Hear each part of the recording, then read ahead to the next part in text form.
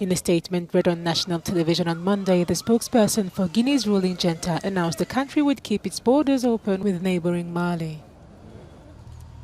The government of Colonel Mamadi Doumbouya therefore goes against the Economic Community of West African States. The group decided on Sunday to impose an embargo on Bamako.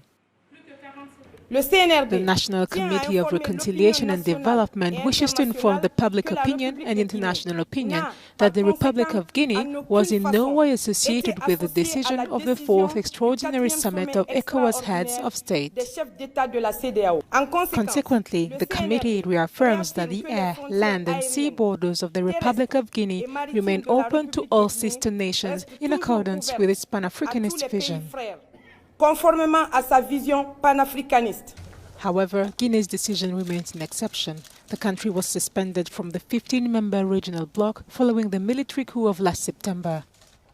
After retaliations, Malian authorities eventually said on Monday they remained open to dialogue with ECOWAS.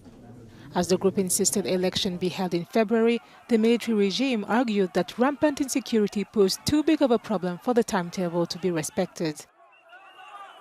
In Mali, the public opinion is divided. When some defend the postponement of elections, others wish for it to be held.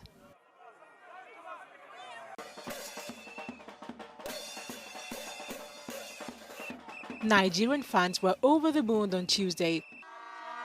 Outside the Rumde Aja Stadium of Garoua in Cameroon, they couldn't contain their joy. And for good reason, the Super Eagles won their heavyweight Group D opener. Faced with the Pharaohs of Egypt and the superstar Mohamed Salah, the Nigerian squad earned their 3 points to take the lead in their group. From the start of the fixture at 4 p.m. GMT, the Super Eagles put pressure on the Egyptians. By the 30th minute, the spiker from Leicester, Kelechi Iheanacho, scored for Nigeria. A structured Nigeria team dominated the game for long periods.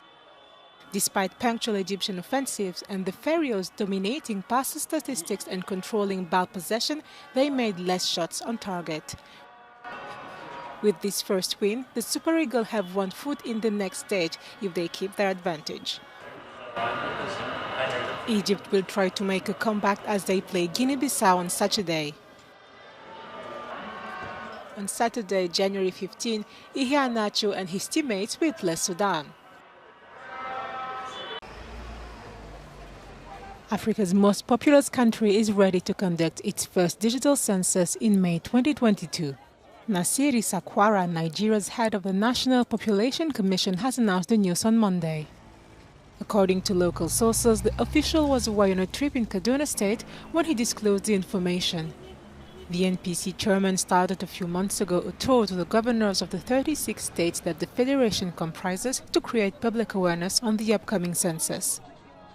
More than 15 years after the last population count, new instruments and methodology will be introduced. To ensure that the nationwide survey is reliable and credible, the head of the National Population Commission has commended the use of map data and androids. Back in 2006, the population estimate was 140 million inhabitants. The exact date of the 2022 exercise awaits President Buhari's approval. The main suspect in South Africa's parliament fire on the 2nd of January returned to court this Tuesday. 49-year-old Zandile Christmas Muff was arrested in a complex in Cape Town the same day, making his first court appearance 3 days later. Ahead of the hearing, around 30 people gathered outside the court to demand the suspect is freed. Since the arrest, a debate has raged in the media, questioning the suspect's role in the blaze. A preliminary report said that the fire detection system appeared faulty and had not been serviced since 2017. The fire started at dawn on the 2nd of January and devastated parts of the complex, including the National Assembly, the roof of which collapsed.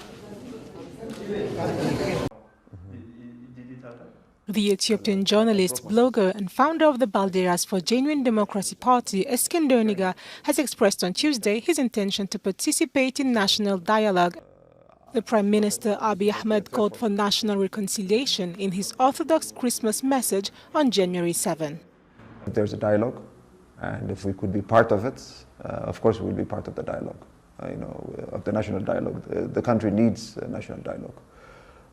Whether this would bear fruit or whether this would be a trustworthy process is another question.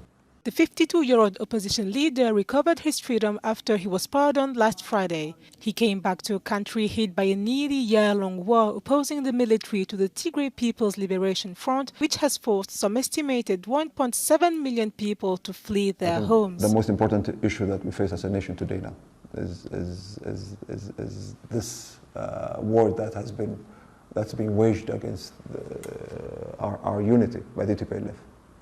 Since they have lost power, now their interest is not only to change the government. Their interest is not only to come back to power. Their interest is to break up the country. And we need to stop that. We need to preserve our nation. In a first move to build back the unity of the nation and following a successful campaign to halt the advance of Tigrayan forces which were marching towards Addis Ababa, the Ethiopian Federal Army and its allies announced last December they would not advance deeper into the Tigray region.